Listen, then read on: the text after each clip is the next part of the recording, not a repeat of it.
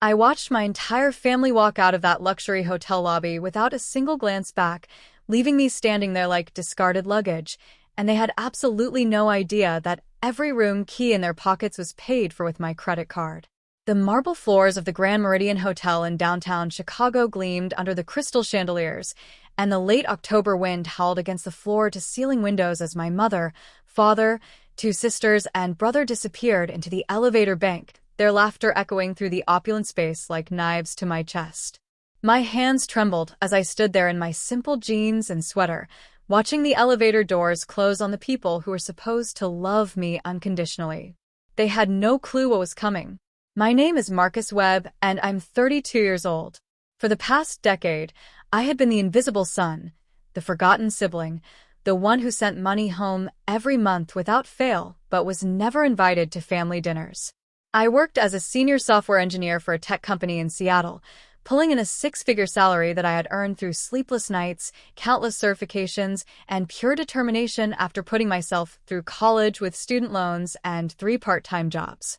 Meanwhile, my family back in Chicago lived comfortably, always with their hands out, always with another emergency that required my immediate financial intervention. The reunion weekend was supposed to be different. My mother, Patricia, had called me 3 weeks earlier with unusual warmth in her voice. She told me that the family wanted to do something special, a weekend getaway to reconnect, to celebrate my father's 65th birthday. For the first time in years, I felt a flutter of hope in my chest. Maybe they finally saw me. Maybe they finally appreciated everything I had done. I immediately booked 5 rooms at the Grand Meridian, one of Chicago's most prestigious hotels, sparing no expense because I wanted this weekend to be perfect. The rooms cost me nearly $8,000 for 3 nights, but I didn't care. Family was worth it, or so I believed. I arrived at the hotel on Friday evening, October 27th, at exactly 6 p.m., an hour before everyone else was scheduled to arrive. The autumn air was crisp, carrying the scent of roasting chestnuts from a nearby street vendor. The hotel doorman, a distinguished-looking older gentleman named Harold, greeted me with a warm smile as he opened the heavy brass door. The lobby was a masterpiece of old-world elegance mixed with modern luxury, with its soaring ceilings, antique furniture arranged in intimate conversation areas, and a massive stone fireplace where a fire crackled invitingly. I checked in at the front desk, where a professional young woman named Sarah processed all 5 reservations under my credit card. She handed me all the key cards with a smile, explaining that I could distribute them to my family members as they arrived. If you're enjoying this story so far, I'd really appreciate it if you could hit that subscribe button right now. We're working hard to reach 1,000 subscribers, and your support means everything to this channel. Just click that red subscribe button below the video. It only takes a second, and it helps us continue bringing you compelling stories like this one. My father, Robert Webb, arrived first with my mother. He was a large man, standing 6'3" with a beer belly that had grown considerably since I last saw him 2 years ago at my grandmother's funeral.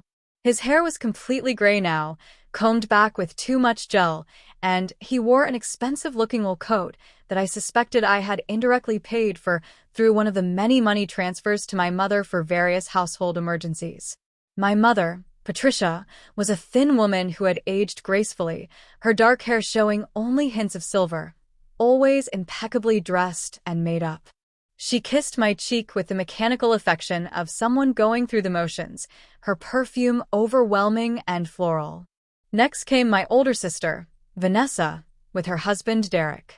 Vanessa was 35, a real estate agent who constantly posted on social media about her fabulous life while privately asking me for loans she never repaid. She wore designer clothes, carried a handbag that cost more than most people's monthly rent, and had that particular smile that never quite reached her eyes. Derek was a used car salesman with slicked back hair and a firm handshake that lasted too long, the kind of guy who called everyone buddy and never picked up a check. My younger sister, Rachel, arrived with her 2 kids in tow. She was 28, a single mother who had made a series of poor relationship choices and seemed to view me as a personal ATM. Her children, Tyler and Madison, ages 6 and 4, were sweet kids who barely knew who I was because Rachel never brought them around unless she needed something. Rachel had gained weight since I last saw her, her face puffy and tired, wearing yoga pants and an oversized sweatshirt that said "Blessed Mom," even though she spent most of her time complaining about motherhood on Facebook. Finally, my younger brother Jordan showed up. At 26, Jordan was the golden child, the one who could do no wrong in my parents' eyes despite being a perpetual screw-up who had dropped out of 3 different colleges and bounced from job to job. He wore a leather jacket that was too cool for his awkward frame, his hair styled in that deliberately messy way that took an hour to achieve, and he had that swagger of someone who had never faced real consequences for his actions. We gathered in the lobby, and I distributed the key cards to everyone. The excitement on their faces as they examined the elegant key card holders with the hotel's embossed logo should have warmed my heart, but there was something off about it all. They snatched the keys from my hands like children grabbing candy, barely acknowledging me before rushing to check out their rooms. My father clapped me on the shoulder with a force that was more aggressive than affectionate and said, "Good job, Marcus. You finally did something right," before walking away. The first indication that something was seriously wrong came when we all met in the hotel's upscale restaurant, Aurelius, for dinner at 8 p.m. The restaurant was stunning, with dark wood paneling, leather booths, soft jazz playing in the background, and a menu that featured dishes with ingredients I couldn't even pronounce. I had made a reservation for 8 people, including myself, at a large round table near the window overlooking the Chicago River, which glittered with reflected city lights. Everyone ordered freely, not even glancing at the prices. My father ordered the most expensive steak on the menu, a 48-ounce tomahawk ribeye for $95. My mother got the Chilean sea bass for $62. Vanessa and Derek ordered lobster tail and filet mignon combinations. Rachel ordered 2 entrees, claiming she was eating for the babysitter who was watching her kids upstairs, even though her kids were literally sitting at the table with us. Jordan ordered the specialty tasting menu, which was $120 per person. The wine flowed freely, expensive bottles that my father ordered without asking anyone else's preference. I sat there, watching them laugh and talk amongst themselves, telling inside jokes I wasn't part of, reminiscing about family events I had never been invited to. When I tried to contribute to the conversation, my mother would pat my hand dismissively and change the subject. When I mentioned my recent promotion at work, something I was genuinely proud of, Jordan rolled his eyes and said, "Must be nice to sit at a computer all day while some of us do real work." This coming from someone who currently worked part-time at a sporting goods store and lived in my parents' basement. The dinner bill came to just over $1,600 including tip. I watched as everyone pushed back from the table, satisfied and full, and then the moment I had been dreading arrived. My father looked at the check presenter sitting in the middle of the table, and then his eyes slid to me. "So Marcus, you got this, right?" he said, not as a question but as a statement of fact. Before you continue with the story, if you haven't subscribed yet, please take a moment to do so now. We're building an amazing community here, and we're so close to hitting 1,000 subscribers. Your subscription really does make a difference, and it's completely free. Just tap that subscribe button and join us on this journey. I felt my stomach tighten. Of course, I had expected to pay for dinner. I had paid for everything else. But there was something about the casualness of his assumption, the complete lack of gratitude, that made something crack inside me. I pulled out my credit card and placed it in the check presenter, without a word. Nobody said thank you. Nobody even acknowledged what I had just done. Instead, my mother immediately started talking about tomorrow's plans, how she wanted to visit the Art Institute of Chicago, then go shopping on Michigan Avenue, then have dinner at another expensive restaurant she had researched. After dinner, we moved to the hotel's bar, a sophisticated space with low lighting, comfortable seating, and a live piano player filling the air with smooth melodies. The bartender, a young man with impressive flair, mixed craft cocktails that cost $20 each. My family settled into a large corner booth, and the drinks kept coming. Jordan ordered round after round of premium whiskey. Vanessa and Derek drank expensive wine. Rachel had several elaborate cocktails with names I couldn't remember. My parents drank steadily, my father's face growing redder with each scotch. I nursed a single beer, watching and listening. The conversation eventually turned to me, and not in a good way. My mother, several glasses of wine deep, started talking about how worried she was about me. "You're so isolated up there in Seattle, Marcus. You never call. You never visit. You're always working. It's not healthy." The irony of her statement was staggering considering she only called me when she needed money, and every time I had suggested visiting, she had been too busy with other commitments. Then Vanessa chimed in with her observations. "I mean, let's be honest, Marcus has always been kind of weird. Remember when he was in high school and spent all his time with computers instead of making friends?" She laughed, and Derek joined in. Jordan added, "Yeah, he's always been the odd one out. At least the rest of us know how to live a little and have fun." I sat there, my jaw clenched, my beer growing warm in my hand. These were the people I had supported for years. I had paid for Rachel's hospital bills when Tyler was born, and she had no insurance. I had loaned Vanessa $15,000 for her real estate license and startup costs, money she never repaid. I had sent my parents over $50,000 over the years for various emergencies, home repairs, medical bills, car troubles. I had paid for Jordan's last 2 semesters of college before he dropped out, a waste of $12,000. And this was how they saw me. This was what I meant to them. The bar tab came to another $700. Again, everyone looked at me expectantly. Again, I paid without a word. By the time we finished, it was nearly midnight. Everyone was tipsy or drunk, and they started heading toward the elevators. I followed behind, carrying the weight of the evening's revelations on my shoulders. As we waited for the elevator, my mother turned to me and said, "Oh, Marcus, we forgot to mention. Tomorrow morning, we're all having breakfast together, just the family. You understand, right? We need some time with just us. You can order room service or something." The elevator arrived, and they all piled in, their laughter and chatter filling the small space. I stood in the lobby, frozen, as the doors began to close. My father gave me a little wave, almost mocking. "We'll see you tomorrow afternoon, maybe. Don't wait up." And then the doors closed completely, and I was alone in the lobby with only the soft piano music from the bar and the crackling of the fireplace for company. I stood there for what felt like an eternity, but was probably only a few minutes. The full weight of what had just happened crashed over me like a wave. They had excluded me from family breakfast. They had mocked me all evening. They had used me for my money and given nothing back, not even basic respect or appreciation. I had paid for this entire weekend, every room, every meal, every drink, and I wasn't even considered part of the real family gathering. The rage that had been building inside me all evening suddenly crystallized into perfect, cold clarity. I walked slowly across the marble floor to the front desk, where Sarah, the same young woman who had checked me in, was still on duty.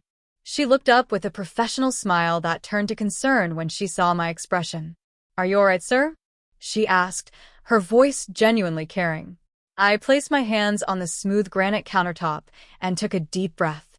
"I need to make some changes to my reservations," I said quietly. "All 5 rooms are under my name and my credit card. I'm in room 1214.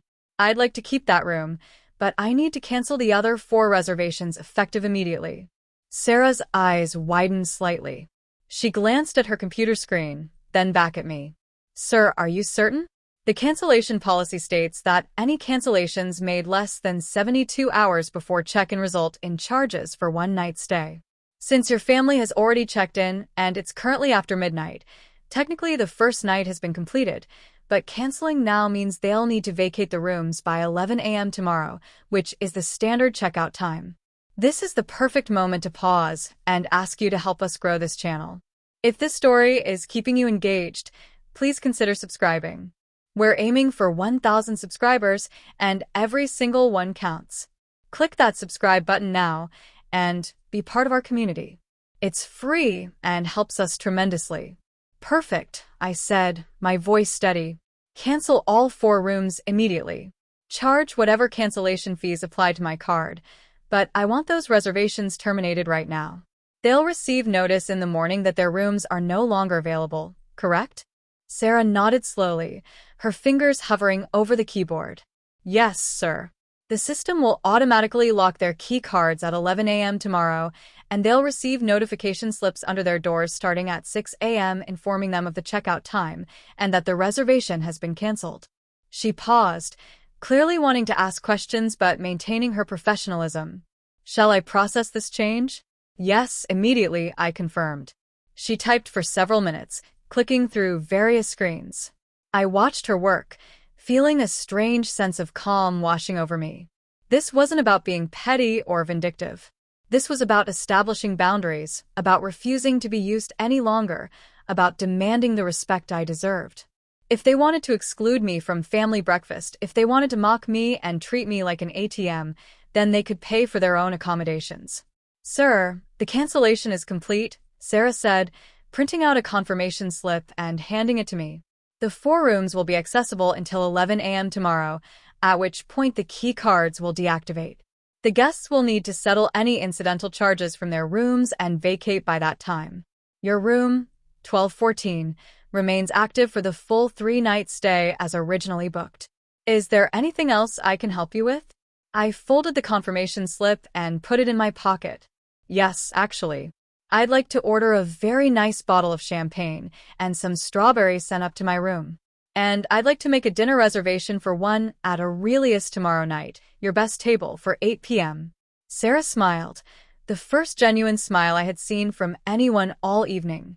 Of course, sir. Excellent choice. I'll have the champagne and strawberries sent up within the next 15 minutes, and I'll make that dinner reservation right now. She paused, then added quietly, I hope your evening improves, Mr. Webb. Thank you, Sarah. I believe it just did, I replied, turning toward the elevators. I rode up to the 12th floor alone, the elevator's soft music a stark contrast to the chaos of emotions inside me. When I entered my room, I was struck by its elegance. It was a corner suite with floor-to-ceiling windows offering a spectacular view of the Chicago skyline. The room was decorated in rich blues and grays, with a king-size bed that looked like a cloud, a separate sitting area with a plush sofa and armchairs, a massive television, and a marble bathroom with both a soaking tub and a rain shower. This room alone cost $1,800 per night, and I had paid for 5 of them, all with my hard-earned money. I walked to the window and looked out at the city. The lights twinkled like stars, and I could see people moving about on the streets below, tiny figures living their lives, completely unaware of the small drama playing out in this hotel room. My phone buzzed in my pocket. It was a text from my mother. Don't forget we're having family breakfast without you tomorrow. You understand. Love you. Love you. The words felt hollow, performative. I didn't respond. Instead, I turned off my phone completely and tossed it on the bed. A few minutes later, there was a knock at the door. Room service had arrived with a bottle of Dom Perignon and a beautiful arrangement of chocolate-covered strawberries. The server, a young man in an impeccable uniform, set everything up on the coffee table in my sitting area, accepted my generous tip with a grateful smile, and left me alone with my thoughts and champagne. If you're still watching, thank you so much for being here. We're building something special with this channel, and we'd love to have you as a subscriber. We're working toward 1,000 subscribers, and you can help us reach that goal by clicking the subscribe button right now. It takes just a second, and it means the world to us. I poured myself a glass of champagne and sat in one of the comfortable armchairs, propping my feet up on the ottoman. The champagne was crisp and perfect, the strawberries sweet and decadent. For the first time in as long as I could remember, I felt completely at peace. I wasn't worried about what my family would think, wasn't anxious about disappointing anyone, wasn't concerned about living up to anyone's expectations. I had drawn a line in the sand, and whatever happened next would happen. I thought about the trajectory that had led me to this moment. Growing up, I had always been different from my siblings.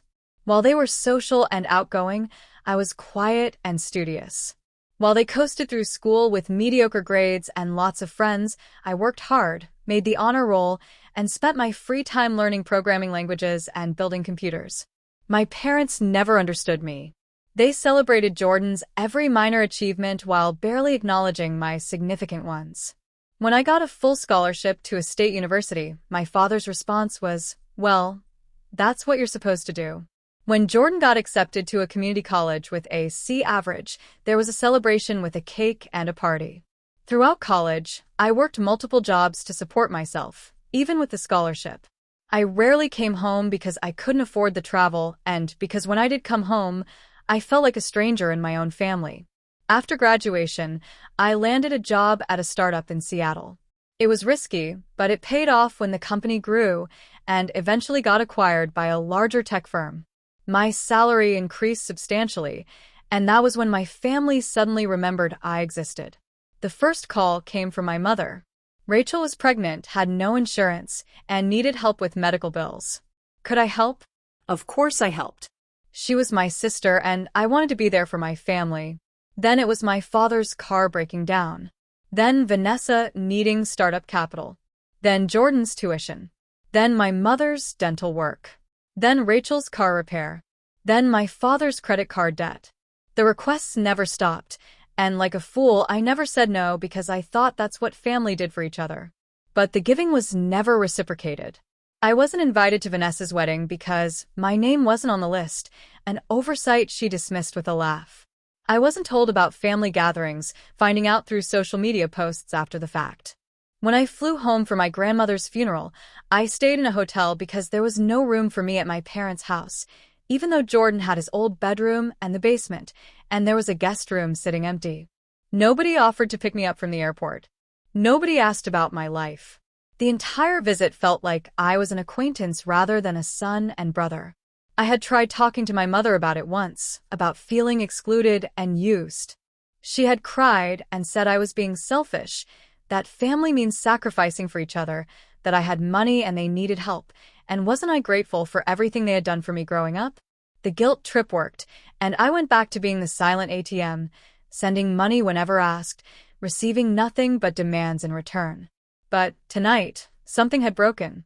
Maybe it was the casual way they excluded me from breakfast. Maybe it was the mocking comments about my life and personality. Maybe it was the complete lack of gratitude or appreciation. Maybe it was all of it combined. Whatever the reason, I was done. I was done being the family doormat, done being used, done accepting crumbs of affection in exchange for thousands of dollars. Sarah nodded slowly, her fingers hovering over the keyboard. Yes, sir. The system will automatically lock their key cards at 11 a.m. tomorrow, and they'll receive notification slips under their doors starting at 6 a.m. informing them of the checkout time and that the reservation has been canceled. She paused, clearly wanting to ask questions but maintaining her professionalism. Shall I process this change? Yes, immediately, I confirmed. She typed for several minutes, clicking through various screens. I watched her work, feeling a strange sense of calm washing over me. This wasn't about being petty or vindictive. This was about establishing boundaries, about refusing to be used any longer, about demanding the respect I deserved. If they wanted to exclude me from family breakfast, if they wanted to mock me and treat me like an ATM, then they could pay for their own accommodations. Sir, the cancellation is complete, Sarah said, printing out a confirmation slip and handing it to me. The 4 rooms will be accessible until 11 a.m. tomorrow, at which point the key cards will deactivate. The guests will need to settle any incidental charges from their rooms and vacate by that time. Your room, 1214, remains active for the full 3-night stay as originally booked. Is there anything else I can help you with? I folded the confirmation slip and put it in my pocket. Yes, actually. I'd like to order a very nice bottle of champagne and some strawberries sent up to my room. And I'd like to make a dinner reservation for one at Aurelius tomorrow night, your best table, for 8 p.m. Sarah smiled, the first genuine smile I had seen from anyone all evening. Of course, sir. Excellent choice. I'll have the champagne and strawberries sent up within the next 15 minutes, and I'll make that dinner reservation right now. She paused, then added quietly, I hope your evening improves, Mr. Webb. Thank you, Sarah. I believe it just did, I replied, turning toward the elevators. I rode up to the 12th floor alone, the elevator's soft music a stark contrast to the chaos of emotions inside me. When I entered my room, I was struck by its elegance. It was a corner suite with floor-to-ceiling windows offering a spectacular view of the Chicago skyline. The room was decorated in rich blues and grays, with a king-size bed that looked like a cloud, a separate sitting area with a plush sofa and armchairs, a massive television, and a marble bathroom with both a soaking tub and a rain shower. This room alone cost $1,800 per night, and I had paid for 5 of them, all with my hard-earned money. I walked to the window and looked out at the city. The lights twinkled like stars, and I could see people moving about on the streets below, tiny figures living their lives, completely unaware of the small drama playing out in this hotel room. My phone buzzed in my pocket. It was a text from my mother. "Don't forget we're having family breakfast without you tomorrow. You understand. Love you. Love you." The words felt hollow, performative. I didn't respond. Instead, I turned off my phone completely and tossed it on the bed. A few minutes later, there was a knock at the door. Room service had arrived with a bottle of Dom Perignon and a beautiful arrangement of chocolate-covered strawberries. The server, a young man in an impeccable uniform, set everything up on the coffee table in my sitting area, accepted my generous tip with a grateful smile, and left me alone with my thoughts and champagne. If you're still watching, thank you so much for being here. We're building something special with this channel, and we'd love to have you as a subscriber. We're working toward 1,000 subscribers, and you can help us reach that goal by clicking the subscribe button right now.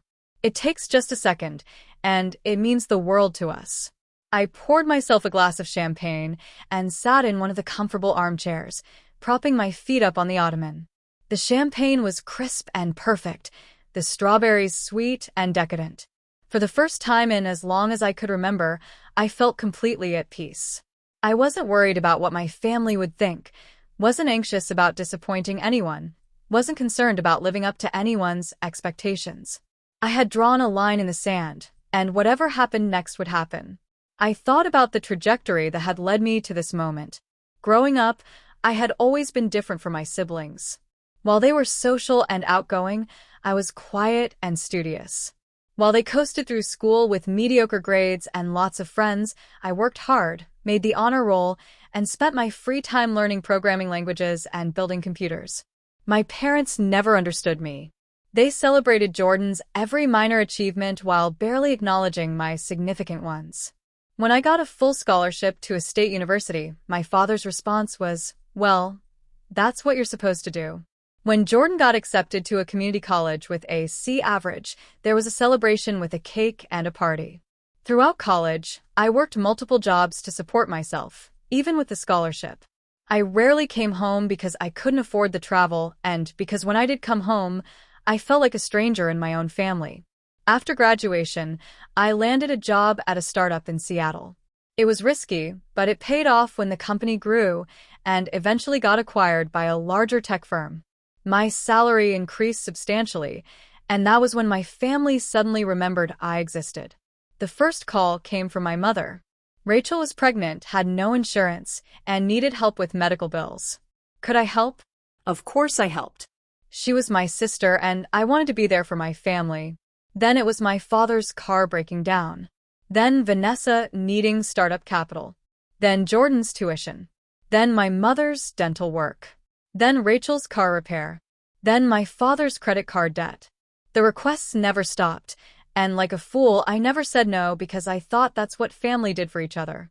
But the giving was never reciprocated. I wasn't invited to Vanessa's wedding because my name wasn't on the list, an oversight she dismissed with a laugh. I wasn't told about family gatherings, finding out through social media posts after the fact. When I flew home for my grandmother's funeral, I stayed in a hotel because there was no room for me at my parents' house, even though Jordan had his old bedroom and the basement, and there was a guest room sitting empty. Nobody offered to pick me up from the airport. Nobody asked about my life. The entire visit felt like I was an acquaintance rather than a son and brother. I had tried talking to my mother about it once, about feeling excluded and used. She had cried and said I was being selfish, that family means sacrificing for each other, that I had money and they needed help, and wasn't I grateful for everything they had done for me growing up? The guilt trip worked, and I went back to being the silent ATM, sending money whenever asked, receiving nothing but demands in return. But tonight, something had broken. Maybe it was the casual way they excluded me from breakfast. Maybe it was the mocking comments about my life and personality. Maybe it was the complete lack of gratitude or appreciation. Maybe it was all of it combined. Whatever the reason, I was done. I was done being the family doormat, done being used, done accepting crumbs of affection in exchange for thousands of dollars. I finished my champagne and poured another glass. The strawberries were gone, and I felt wonderfully full and satisfied. I drew a hot bath in the enormous tub, adding the complimentary bath salts that smelled like eucalyptus and mint. As I soaked in the steaming water, I imagined what tomorrow would bring. The shock on their faces when they received the checkout notices. The frantic calls to the front desk. The realization that they would have to pay for their own rooms if they wanted to stay. The scrambling to figure out what had happened. Part of me, a small part, felt guilty. These were my parents, my siblings. But a larger part of me, the part that had been hurt and used for years, felt nothing but a cold satisfaction. They had made their choices, and now they would face the consequences. I wasn't being cruel. I was simply removing my financial support, something I had never owed them in the first place despite their insistence that I did. I slept better that night than I had in years. The bed was incredibly comfortable, the sheets soft and cool, the pillows perfect. I woke naturally around 9 a.m., feeling refreshed and energized. I ordered an elaborate room service breakfast, scrambled eggs with smoked salmon, fresh fruit, Belgian waffles, bacon, freshly squeezed orange juice, and excellent coffee. I ate leisurely by the window, watching the city come alive below, knowing that right now, my family was probably receiving their checkout notices. My phone was still off. I had no desire to deal with the inevitable barrage of calls and texts. Instead, I took a long shower, got dressed in comfortable clothes, and decided to enjoy the day on my own terms. I took a walk along the Chicago Riverwalk, the October air crisp and refreshing. The leaves on the few trees lining the path were brilliant shades of orange and red. Families walked past, couples held hands, joggers maintained their pace. The city felt alive and vibrant, and I felt part of it in a way I never had when I was with my family. Around noon, I stopped at a small cafe and had lunch, a delicious Italian sandwich and a cappuccino. I sat outside despite the chill in the air, people watching, and enjoying the simple pleasure of being alone with my thoughts. A street musician played saxophone nearby, the smooth jazz notes floating through the air. I dropped a $20 bill in his case, and he nodded his thanks, never missing a beat in his song. Before we continue, I want to remind you that subscribing to this channel really helps us grow and create more content like this. We're so close to 1,000 subscribers, and your support would mean everything. Just click that subscribe button below. It's quick and easy, and you'll be notified whenever we post new stories. I spent the afternoon at the Art Institute of Chicago, the same place my mother had wanted to visit with the family, but now I experienced it alone and found it infinitely more enjoyable. I wandered through the galleries at my own pace, spending as much time as I wanted studying the paintings, the sculptures, the installations. I stood for nearly 20 minutes in front of Edward Hopper's Nighthawks, relating deeply to the isolation and quiet contemplation the painting depicted. Nobody was there to rush me, to complain they were bored, to ask when we could leave. When I returned to the hotel around 5 p.m., I noticed several members of my family in the lobby. They looked disheveled and stressed, gathered around the luggage they had clearly been forced to pack and remove from their rooms. My mother was at the front desk, gesturing frantically while talking to Sarah, who maintained her professional composure. My father sat in one of the lobby chairs, his face red and angry. Vanessa was on her phone, probably searching for cheaper accommodations. Rachel was trying to keep her kids entertained while they ran around the lobby. Jordan leaned against a marble pillar, looking annoyed and put out. I walked past them toward the elevators, not acknowledging their presence. My mother's voice carried across the lobby. "This is unacceptable. Those rooms were paid for. There must be some mistake." Sarah's calm response floated after. "Ma'am, as I explained, the person who made the reservation canceled it last night. You received notification this morning. The rooms are no longer available, and we're fully booked for the weekend. I'm very sorry, but there's nothing I can do." I pressed the elevator button and waited. That was when my father spotted me. "Marcus." He shouted across the lobby, his voice echoing off the marble. "Marcus, get over here right now. We need to talk to you." I looked at him, my face expressionless, then stepped into the elevator as the doors opened. As they closed, I saw him struggling to his feet, my mother's face twisted in confusion and anger, all of them staring at me like I was a stranger. The last thing I heard before the doors shut completely was my mother saying, "That's Marcus. He can fix this." But I had no intention of fixing anything. I went to my room, freshened up, and changed into the nice dress shirt and slacks I had packed for the formal family dinner that was now never going to happen. At exactly 8 p.m., I went downstairs to Aurelius, where I was seated at an excellent table by the window with a perfect view of the river. The waiter brought me a menu and a wine list, and I ordered exactly what I wanted without worrying about anyone else's preferences or the cost. I had a beautiful meal: duck breast with a cherry reduction, roasted vegetables, and a side of truffle risotto. I paired it with a glass of exceptional wine. The food was exquisite, each bite a perfect blend of flavors and textures. I ate slowly, savoring every moment, watching the lights reflect on the dark water outside. Other diners around me were engaged in conversation, celebrating anniversaries, conducting business dinners, enjoying romantic evenings. I was completely content in my solitude. Halfway through my meal, my mother appeared at the entrance to the restaurant. She was still wearing the same clothes from earlier, looking tired and frazzled. She spotted me and started walking toward my table, but the maitre d' intercepted her, speaking quietly. She gestured toward me, her voice rising. "That's my son. I need to speak with him." The maitre d' remained firm, clearly explaining that she couldn't interrupt other diners. She tried to push past him, but a security guard materialized from somewhere and gently but firmly guided her back to the lobby. I continued eating, not acknowledging the scene. The waiter approached my table with a concerned expression. "Sir, I apologize for the disturbance. Is everything all right? Would you like me to ensure you're not disturbed further?" "Everything is perfect. Thank you," I replied. "Please continue the excellent service." I ordered dessert, a chocolate torte with raspberry coulis, and another glass of wine. The meal was everything I had hoped it would be, a celebration of my independence and self-worth. After dinner, I returned to my room and finally turned on my phone. It exploded with notifications. 67 text messages, 34 missed calls, numerous voicemails. I scrolled through them, not opening any, just reading the preview text that appeared on my lock screen.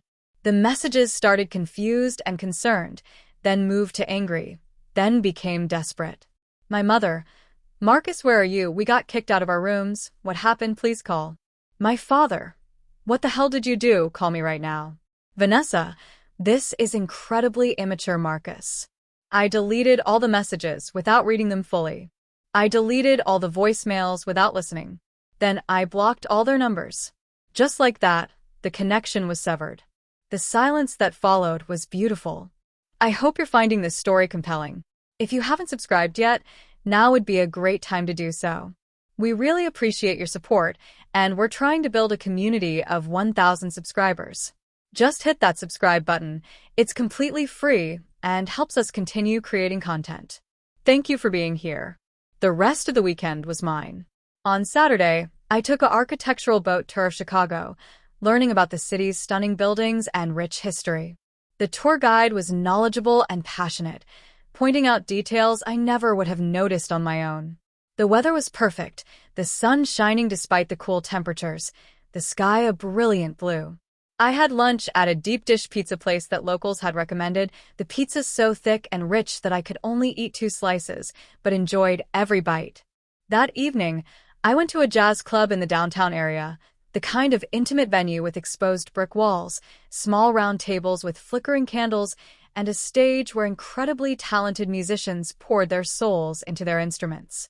I sat at the bar, nursing a whiskey, letting the music wash over me. The singer, a woman with a voice like honey and smoke, sang about heartbreak and redemption, and I felt every word in my bones. On Sunday, my last day, I slept in late, then treated myself to a spa treatment in the hotel. A deep tissue massage worked out knots I didn't even know I had been carrying. A facial left my skin feeling refreshed. I sat in the steam room, the heat opening my pores and my mind, reflecting on everything that had happened. I felt no regret, only a sense of liberation. I had spent years trying to buy my family's love and approval, and all I had gotten in return was exploitation and disrespect. By cutting them off, I hadn't lost family. I had lost people who were using me. I checked out of the hotel on Sunday afternoon, exactly as scheduled. Sarah was at the front desk again, and she smiled when she saw me.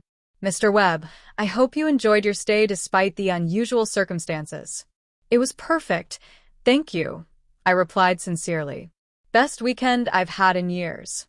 She processed my checkout, and I noticed she didn't charge me for the champagne or the strawberries from that first night. A small kindness from someone who understood more than she said. As I walked out of the hotel, pulling my suitcase behind me, I saw my father sitting in the lobby. He looked terrible unshaven, wearing the same clothes from Friday night, slouched in a chair like a defeated man.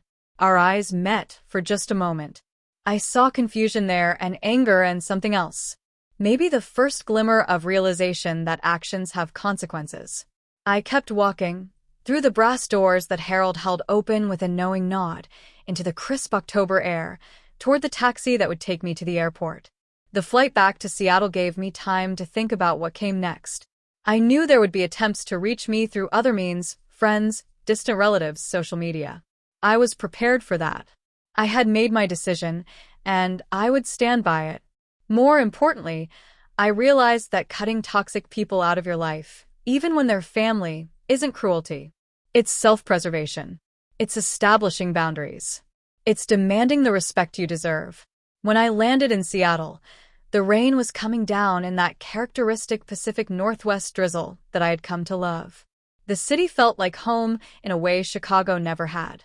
My apartment, small but comfortable, felt like a sanctuary. I unpacked, did laundry, and started preparing for the work week ahead. Life went on, but I was different. Lighter. Freer. No longer carrying the weight of people who didn't value me. In the weeks that followed, I doubled down on building a life that brought me joy. I joined a hiking group and met people who shared my love of nature. I started taking a pottery class on weekends, discovering a creative outlet I never knew I needed. I began therapy, working through years of feeling inadequate and unappreciated, learning to recognize my own worth. I donated regularly to causes I cared about, finding more satisfaction in helping strangers through reputable charities than I ever found in funding my family's endless needs. My career continued to flourish. Without the constant stress of family drama and financial demands, I was more focused and creative at work. I led a major project that impressed the executives, leading to another promotion and a significant raise. I bought a new car, something reliable and nice that I had been putting off because I was always sending money home. I started a retirement account, actually planning for my future instead of just reacting to everyone else's emergencies. Before we wrap up this story, I want to ask one more time for your support. If you've made it this far and enjoyed the journey, please subscribe to the channel. We're building toward 1,000 subscribers, and every single subscription matters. Click that button and join our growing community. Thank you so much. About 3 months after the Chicago incident, I received a letter in the mail. It was from my mother, handwritten on her signature stationery with the little flowers in the corners. The envelope had been forwarded from an old address, which meant she had to do some digging to find me. I held it for a long time, debating whether to open it or throw it away. Finally, curiosity won. The letter was 4 pages long, filled with her looping handwriting. She started with how hurt the family was by my actions, how they couldn't understand why I had abandoned them at the hotel, how they had to scramble to find affordable accommodations, how Jordan ended up sleeping in his car because everything was booked. She wrote about how my father's birthday was ruined, how this was supposed to be a special family weekend, how I had been selfish and cruel. But then, toward the end of the letter, the tone shifted. She admitted that maybe they had taken me for granted. Maybe they had relied on my generosity too much. Maybe they hadn't shown enough appreciation. She stopped short of a real apology, instead offering what I recognized as a classic non-apology. "I'm sorry you felt excluded," she wrote, which isn't the same as "I'm sorry we excluded you." She ended by saying the family wanted to move forward, that they missed me, that they hoped we could repair our relationship. She included her new email address and phone number, in case I wanted to reach out. I read the letter twice, then folded it carefully, and put it in a drawer. I didn't throw it away, but I didn't respond either. The letter told me everything I needed to know. They still didn't get it. They still saw themselves as victims of my actions rather than architects of their own situation. Until they could take real accountability, there was nothing to discuss. 6 months passed. Spring arrived in Seattle with its characteristic explosion of cherry blossoms and longer days. I had settled into my new life completely. I was dating someone, a woman named Claire who worked as an architect and understood what it meant to build something from nothing through hard work and dedication. We met at a coffee shop, bonded over our shared love of hiking, and took things slow. She knew about my family situation, not because I complained, but because she asked about my life, and I was honest. She didn't judge me. She supported my decision to establish boundaries. One evening, as Claire and I were cooking dinner together in my apartment, my doorbell rang. I wasn't expecting anyone, and visitors to my building needed to be buzzed in downstairs, so I was confused. I opened the door to find Jordan standing there, looking thinner than I remembered, wearing jeans and a plain t-shirt instead of his usual styled outfits. His hair was cut short and simple. He looked tired but also somehow more grown up than I had ever seen him. "Can we talk?" He asked quietly, no bravado, no attitude, just a simple request. I considered closing the door. I considered telling him to leave. But something in his demeanor made me hesitate. "How did you find my address?" I asked. "Mom hired a private investigator," he admitted. "She's been trying to find you for months. But I came alone. They don't know I'm here. I just need 20 minutes of your time. Please." I looked back at Claire, who was standing in the kitchen doorway. She gave me a small nod, leaving the decision to me. I stepped out into the hallway, closing the door behind me, but not inviting Jordan in. We stood there, two brothers who barely knew each other, separated by years of resentment and neglect. 20 minutes, I said. Jordan took a deep breath. "I'm not here to make excuses or ask for money. I'm here to apologize. What we did to you in Chicago was messed up. What we've been doing to you for years was messed up. I didn't see it at the time because I was a selfish kid who thought the world owed me something. But that weekend, when you canceled those rooms and just walked away from us, it was like getting hit with cold water. We had to face what we'd done." I crossed my arms, listening but not responding. Jordan continued, clearly nervous but determined. "After Chicago, everything kind of fell apart. Mom and Dad fought constantly about money. Vanessa and Derek had to face their own financial problems without you to bail them out, and their marriage is struggling. Rachel had to get her life together and find actual stable employment. And me, I had to finally grow up. I moved out of Mom and Dad's place, got a real job at a warehouse, started going to community college again, and actually taking it seriously this time. I'm paying my own bills, living in a studio apartment that's about the size of your living room, and learning what it means to be an actual adult." "That's good for you," I said, my voice neutral. "But that doesn't explain why you're here." "Because you deserved better," Jordan said, his voice cracking slightly. "You were always there for us, and we treated you like an ATM instead of a brother. You worked your ass off to build a good life, and instead of being proud of you or supporting you, we mocked you and used you. I'm here to say I'm sorry, really sorry, not because I want anything from you, but because you deserve to hear it. What you did in Chicago wasn't cruel. It was necessary. You set a boundary that we had been stomping all over for years." I felt something shift inside me, not forgiveness exactly, but a slight softening. This was the first time anyone in my family had taken real accountability without qualifications or excuses. "Why now?" I asked. "Why did it take all this time?" "Because real change doesn't happen overnight," Jordan replied. "I had to actually change my life before I could come here and face you. I didn't want to show up with empty promises. I wanted to show up as someone different, someone who actually understands what he did wrong." He paused, then added, I don't expect you to forgive me or want a relationship. I just needed you to know that at least one person in this family sees you, values you, and is genuinely sorry for how you were treated. If you're enjoying this emotional journey and want to see more stories like this, please take a moment to subscribe. We're working hard to reach 1,000 subscribers, and your support keeps us going. Just click that subscribe button below. It's free and means so much to us. We stood in silence for a moment. I studied Jordan's face, looking for signs of manipulation or ulterior motives, but all I saw was genuine remorse and humility. I'm glad you're making better choices, I finally said. I'm glad you're taking responsibility for your life. But you're right that I'm not ready to just jump back into a relationship. What happened hurt deeply, and it's going to take time, if it happens at all. I understand, Jordan said, nodding. I'm not asking for anything except the chance to prove, over time, that I've changed. If you ever want to grab coffee, or just talk, here's my number. He handed me a small piece of paper with his phone number written on it. No pressure, no expectations. Just an open door if you ever want to walk through it. He turned to leave, then stopped and looked back. One more thing. Mom is never going to fully get it. Dad is too proud to admit he was wrong. Vanessa is too busy pretending her life is perfect to face reality. Rachel is getting better, but still has a victim mentality. I'm telling you this so you know what you'd be dealing with if you ever did decide to reconnect with the family. They've asked about you, they claim they miss you, but they haven't done the work I've done to understand what actually happened and why. I have, and that's why I'm here alone. With that, he walked down the hallway toward the elevator.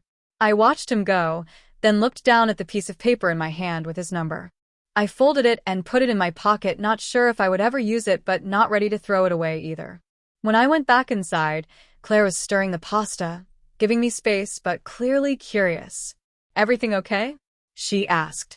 I think so, I replied, moving to stand beside her. That was my younger brother. He actually apologized for everything. It was unexpected. How do you feel about it? She asked, always knowing the right questions to ask. I'm not sure yet, I admitted. Part of me wants to believe people can change. Part of me is still too hurt to trust it. But at least it's something different than the same old patterns. Claire turned off the stove and faced me fully. You don't have to decide anything right now. You can sit with it. You can see if his actions match his words over time. You're allowed to protect yourself while still being open to possibility. That was one of the many reasons I loved her. She understood nuance, understood that healing wasn't linear, understood that I could be both wounded and hopeful at the same time. A year went by. I didn't reach out to Jordan, but he didn't push either. Then, on my 34th birthday, I received a card in the mail. It was simple, a basic birthday card with a handwritten note inside. Happy birthday, Marcus. I hope this year brings you everything you deserve. I'm still here if you ever want to talk. No pressure. Jordan. It was signed with just his name. No demands for a response, no guilt trips, just a simple acknowledgement that he remembered and cared. I kept the card. 3 months later, I sent him a text. It was brief. Thanks for the birthday card. How's school going? His response came an hour later, equally brief, but warm. Going well. Made the dean's list last semester. Working full-time and studying is hard but worth it. How are you? We texted sporadically over the next few months, surface-level stuff about work and school and weather, slowly building a foundation of communication that had never existed before. He never asked for money. He never made demands. He just showed up consistently, proving through action that his apology had been genuine. Meanwhile, the rest of my family remained silent. I heard through Jordan that my parents had finally had to downsize their house because they couldn't afford the mortgage without my regular contributions. Vanessa and Derek had separated, the financial stress revealing deeper cracks in their relationship. Rachel was working 2 jobs and had moved in with a new boyfriend who actually seemed stable and supportive. The family dynamic had completely shifted, and I was no longer the invisible supporter holding everything together from the shadows. Claire and I got engaged that fall. It was a simple proposal during a hike to one of our favorite viewpoints, just the 2 of us and the stunning Pacific Northwest landscape. We planned a small wedding for the following spring, just close friends and the family we had chosen, not the family we had been born into. When I told Jordan about the engagement via text, his response was genuinely happy for me. "That's amazing, Marcus. Congratulations to you both. You deserve all the happiness." Then he asked a question I had been dreading. Would it be okay if I came to the wedding? I completely understand if the answer is no. I know I haven't earned that yet, but I'd really like to be there if you'd have me. I talked to Claire about it. She had never met any of my family, knew them only through my stories. "What do you think?" I asked her. "Do you think people can really change?" "Some can," she replied thoughtfully. "Not everyone, and not without genuine effort. But from everything you've told me, it sounds like Jordan has been putting in the work. The question is whether you're comfortable taking that risk on what's supposed to be one of the happiest days of our lives." I thought about it for days. Finally, I responded to Jordan, "You can come. But just you. No one else from the family. This is a small wedding, and I'm not ready to deal with everyone else's drama or expectations. If you can respect that boundary, you're welcome to be there." His response was immediate. "I respect that completely. Thank you for trusting me. I won't let you down. We're almost at the end of this journey, and I want to thank you for staying with us this whole time." If you found this story meaningful, please help us reach 1,000 subscribers by clicking that subscribe button. Your support helps us create more content like this. Thank you so much for being part of our community. The wedding was beautiful. We held it at a small venue overlooking Puget Sound, the water sparkling under the spring sunshine, the Olympic Mountains visible in the distance. About 40 people attended, friends from work, Claire's family, people who had genuinely supported us and cared about us. Jordan arrived alone, dressed in a simple but nice suit, carrying a thoughtful gift and a card. He was respectful, warm to Claire's family, didn't try to make the day about him or our complicated history. He sat in the back during the ceremony and clapped with genuine joy when we were pronounced husband and wife. At the reception, he approached us during a quiet moment. "You both look so happy," he said. "This is really beautiful. Thank you for letting me be part of it." He paused, then added, "I know this doesn't fix everything, but I want you to know that seeing you like this, surrounded by people who actually appreciate you, living the life you built for yourself, it shows me what's possible when you stop letting toxic people drag you down. You were right to walk away from us in Chicago. I just wish we had given you a reason to stay. It was the most honest thing anyone in my family had ever said to me. We're taking things slow," I told him. "But I appreciate the effort you've made to change. It means something." "That's all I can ask for," he replied, then excused himself to let us enjoy our celebration. Claire squeezed my hand as we watched him walk away. "He seems genuinely different from the person you described from Chicago," she observed. "He does," I agreed. "Time will tell if it lasts, but I'm willing to give him the chance to prove it." 2 years later, Claire and I had a daughter. We named her Emma, and she was perfect, tiny and beautiful with Claire's eyes and, apparently, my stubborn determination. Becoming a father changed something fundamental in me. I looked at this small person who depended on me completely, and I made a promise that she would always know she was loved, valued, and appreciated. She would never feel like she had to buy affection or prove her worth. Jordan sent a gift when Emma was born, a beautiful handmade quilt that he said he had commissioned from a local artisan. The card read, "Welcome to the world, Emma. You have an amazing dad who will love you exactly as you deserve. I'm honored to be her uncle, even from a distance, and I hope someday I can meet her and be part of her life if you'll allow it." A month after Emma was born, I received another letter. This time it was from my father. The handwriting was shakier than I remembered, and the letter was short. "Marcus, I'm writing to you because your mother told me I need to take responsibility for my part in how things fell apart. I was a proud man who took you for granted. I thought you owed us your support because we raised you, but I see now that being a parent means giving, not taking. I'm sorry for the way I treated you, for the things I said, for not seeing your worth. I understand if you can't forgive me, but I needed to say it anyway. Your father, Robert." It wasn't perfect. It didn't address all the years of neglect and mistreatment. But it was more than I had ever expected from him. I showed it to Claire, who read it carefully and then looked at me. "What do you want to do?" she asked. "I don't know yet," I admitted. Part of me wants to believe he means it. Part of me thinks he's just old and scared and trying to clear his conscience. I need time to process it. "Take all the time you need," she said, always my steady support. 3 months later, my mother called. Jordan had given her my new number after asking my permission first. When I saw her name on my caller ID, I almost didn't answer. But something made me pick up. "Hello," I said cautiously. "Marcus," her voice came through, thinner and older than I remembered. "Thank you for answering. I won't take up much of your time. I just wanted to hear your voice and tell you that I'm proud of you. Jordan showed me pictures from your wedding, and he told me you have a daughter now. I know I don't have the right to be part of any of that, but I want you to know that I see now how wrong I was. I spent years treating you like a resource instead of a son, and I'm sorry. I'm truly sorry." Her voice cracked, and I could hear genuine emotion there. It wasn't the manipulative tears I remembered from the past. This was different. Raw. Real. "I don't know what to say," I replied honestly. "You don't have to say anything," she continued. "I'm not asking for forgiveness or for you to let me back into your life. I'm just asking you to know that I see my mistakes, I take responsibility for them, and I'm sorry. You deserved a mother who celebrated you, not one who used you. I failed you, and I have to live with that. I hope you're happy, Marcus. I hope your wife is wonderful, and I hope your daughter brings you all the joy in the world." The line went quiet except for her breathing. "Thank you for saying that," I finally said. "It means more than you probably know. But I'm not ready for more than this right now. I'm not ready to reopen those doors fully." "I understand," she said. "If you're ever ready, I'll be here. But if you're not, I understand that too.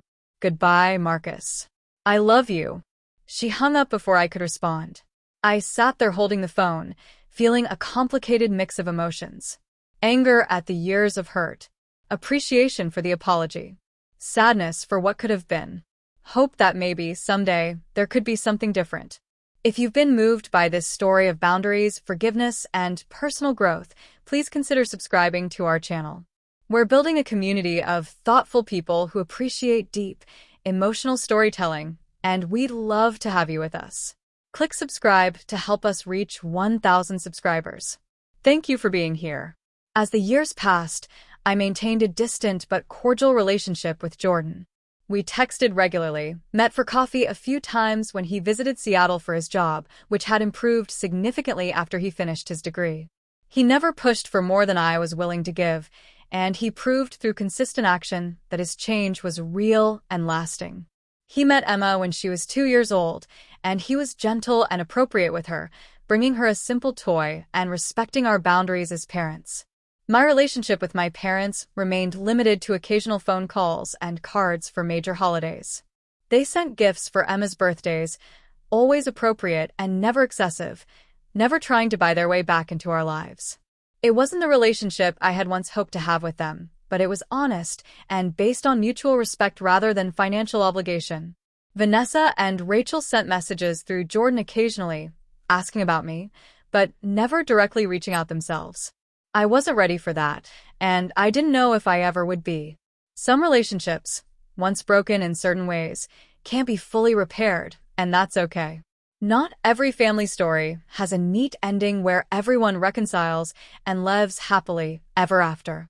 What I learned through all of this was that you can't set yourself on fire to keep other people warm. You can't sacrifice your own well-being, your own financial security, your own mental health for people who don't appreciate or value you, even if those people are family. Blood relation doesn't give anyone the right to use you, manipulate you, or treat you as less than you are. Setting boundaries isn't cruel. It's necessary for survival and growth. I also learned that some people can change, but only if they want to, and only if they're willing to put in the real work. Jordan proved that transformation is possible when someone genuinely commits to it. My parents showed that even late in life, people can recognize their mistakes and take accountability. But change has to come from within. No amount of patience or forgiveness from me could have made them change. They had to want it for themselves. Today, I have a life I'm proud of. I have a career I love, a wife who supports me, a daughter who brings me joy every single day. I have friendships based on mutual respect and genuine care. I have financial security because I'm not constantly bailing out people who refuse to help themselves. I have peace because I'm not carrying the weight of other people's poor choices and expectations. That weekend in Chicago, when I stood at the hotel front desk and canceled those reservations, wasn't an act of revenge. It was an act of self-preservation. It was me finally saying enough, finally valuing myself as much as I had been valuing everyone else, finally recognizing that I deserved better than scraps of attention in exchange for thousands of dollars. The night I canceled, everything wasn't about hurting them. It was about saving myself. And in the end, it saved them too, because they were forced to face consequences, grow up, and take responsibility for their own lives. Some of them rose to that challenge. Some of them didn't. But that was their choice to make, not my burden to carry. Emma is 5 years old now. She's smart, funny, kind, and confident. She knows she is loved unconditionally. She knows her worth isn't tied to what she can provide for others. She knows that family is about love and support, not obligation and transaction. And when she's old enough to understand, I'll tell her about that night in Chicago, about the importance of boundaries, about the courage it takes to walk away from toxicity even when it's wearing a familiar face. Claire often tells me she's proud of the stand I took, proud of the life we've built together, proud of the father I am to Emma. And you know what? I'm proud of myself too. Not for canceling those hotel rooms, but for finally recognizing that I deserved better and having the courage to demand it. The story that started with me standing alone in a hotel lobby, abandoned by my family, ends with me surrounded by people who genuinely love me, in a home filled with warmth and laughter, with a future that looks bright and full of possibility. That lonely night was the beginning of my real life, the life where I matter, where I'm valued, where I'm seen not for what I can provide, but for who I am. And to anyone out there who feels used, unappreciated, taken for granted by family or anyone else, I want you to know that it's okay to walk away. It's okay to set boundaries. It's okay to demand respect. It's okay to value yourself even when others don't. You are not obligated to set yourself on fire to keep anyone else warm, no matter who they are or what they claim you owe them. Your well-being matters. Your peace matters. You matter. That night at the Grand Meridian Hotel, I didn't just cancel reservations. I canceled years of accepting less than I deserved. I canceled the belief that I had to earn love through financial support. I canceled the notion that family means sacrificing yourself on the altar of other people's comfort. And in canceling all of that, I finally found myself. Before we close this story, I want to ask one final time for your support. If this story resonated with you, if it made you think or feel something meaningful, please subscribe to this channel. We're so close to 1,000 subscribers, and every single one helps us continue creating content that matters. Click that subscribe button right now. Thank you so much for spending this time with us. The best revenge isn't elaborate or cruel. Sometimes the best revenge is simply living well, setting boundaries, and refusing to accept mistreatment. That's what I did, and I've never looked back with regret. Only forward, toward the life I built on my own terms, surrounded by people who actually deserve to be there. My family left me at that hotel, thinking I was the expendable one, the one they could use and discard. They didn't know I held all the cards. They didn't know that their comfort depended on my generosity. And when I withdrew that generosity, when I finally stood up for myself, everything changed. Not just for them, but for me. I found my voice, my strength, my worth. And no amount of money, no family obligation, no guilt trip could ever make me give that up again. So, here's to setting boundaries. Here's to demanding respect. Here's to knowing your worth and refusing to settle for less. Here's to the courage it takes to walk away from toxicity, even when it's wrapped in the language of family obligation. And here's to building a life on your own terms, with people who actually value you, where you're celebrated instead of tolerated, where you're seen as essential instead of expendable. That's the real ending to my story. Not the moment I canceled those rooms, but every moment since then where I've chosen myself, honored my worth, and refused to go back to being invisible. That's the victory. That's the triumph. That's the life I always deserved and finally claimed. After paying for their luxury for years, they didn't think I had the guts to cancel everything while they slept. Turns out, the invisible sun held all the cards.